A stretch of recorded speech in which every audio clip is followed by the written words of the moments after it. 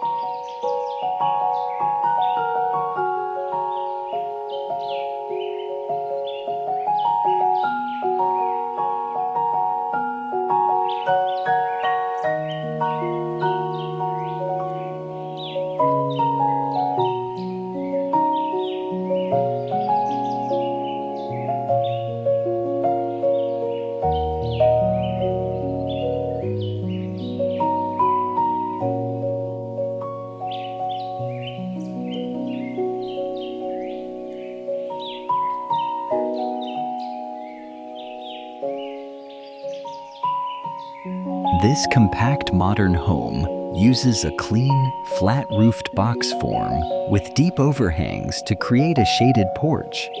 Simple geometry that feels premium while staying efficient in footprint. The exterior palette is intentionally minimal.